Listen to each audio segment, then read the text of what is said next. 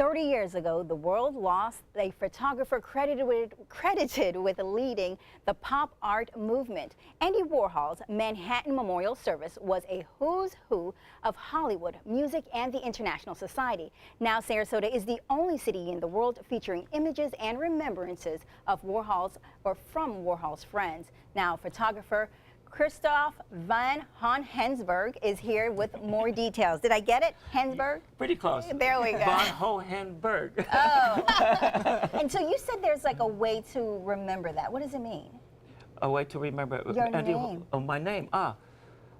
You pronounce it ho, hen, and a berg. Hohenberg. Hohenberg. Okay. All right. All right, so tell us about your exhibit and what inspired it. What inspired it was Vanity Fair hired me to photograph who was wearing miniskirts and who was showing up at the memorial service. Stephen Sprouse reintroduced the miniskirts back in '82, '83, but nobody was really wearing them. They were all dressed sort of like grays and blacks, etc.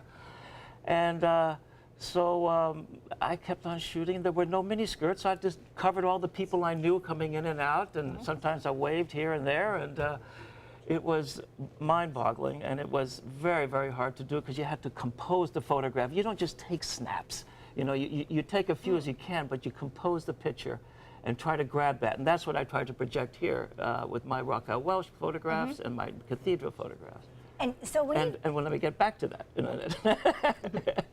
Is that what inspired me to do the book was that after 2 years, I just said, why don't I make a tribute to Andy Warhol? And my friend said, yeah, that's a good idea. So I started writing letters, and my assistant started writing letters to all these people and friends, and they started coming in. And I went for years looking for a publisher. I couldn't find a publisher. So what happens, I had a cocktail party, had all these boxes full of photographs and letters. And photos of famous people, as we see here. And they said, what are you doing? These are fantastic. This is so important. I said, really, I'm going to bring a publisher over tomorrow, and we're going to set this up, and here goes the book. Okay, wow. Oh, that's beautiful. And so what are we seeing at the exhibit? What kind of pictures are these that we're looking at? That's Beverly Johnson, and my God, I forgot his name off the top of my head right now, but he's a well-known designer who is no longer with us, I'm and afraid. very much the who's who, as Bobeth mentioned, of the society, world at that moment. world. Yeah. What was it about Andy Warhol that brought all these people out in remembrance of him?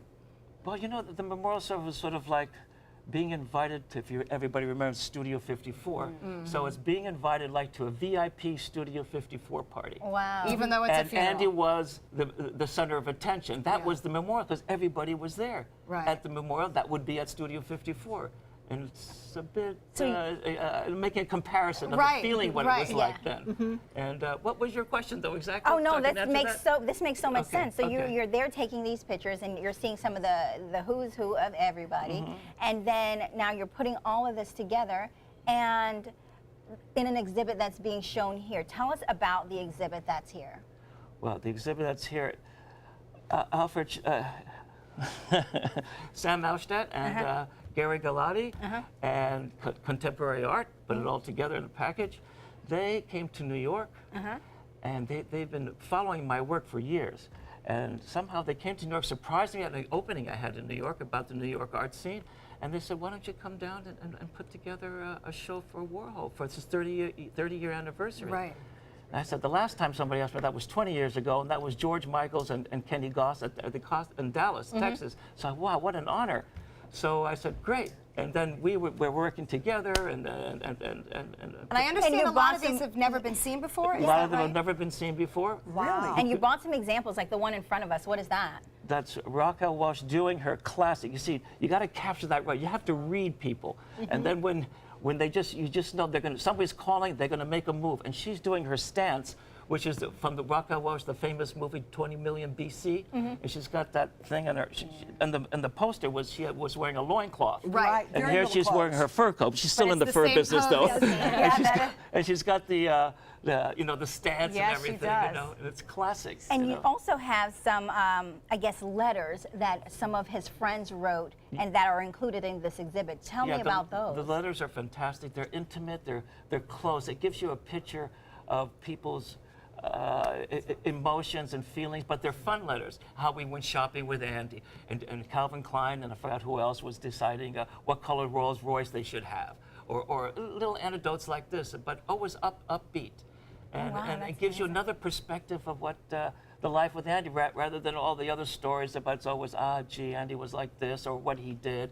This But gives more you an intimate. intimate Yeah. approach. So the letters are really close little, Yeah. And you see the real man, the real person, Yeah, instead of yeah. the great artist. through other people's eyes. Yeah, exactly. Well, yes, let's look there- at yeah. another one of the pictures that you have taken and will be on display. Tell us about this. This is that's Blondie, which is Deborah Harry. The group is called Blondie. Right. People always mix that up. And that's Stephen Sprouse.